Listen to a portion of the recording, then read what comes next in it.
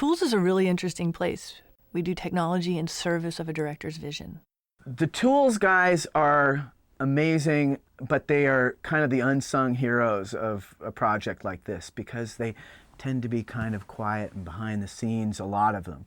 Studio Tools creates the software that the rest of the company uses for its creative work. We write the software that the modelers use to actually create the models.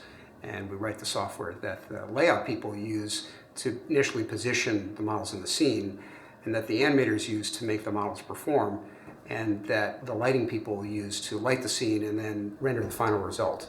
When they started to think about what it was going to take to do this film, one of the big issues was, oh man, we got humans.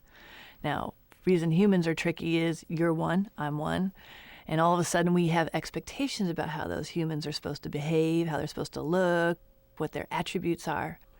So we had to build some specialized controls for these characters that would let them do things that none of our characters had done before. A lot of stretching and morphing and getting mushed around. The characters had to be much more malleable. We've got characters that got big hunkin' muscles. We got characters that have some mass. So when I start running, showtime. I want to be able to control that mass, finesse that mass, such that I can actually have a jiggle. So we started to look at what kind of jiggle controls we would have. We have characters that have supernatural arms, stretchy, movie, bendy kinds of things.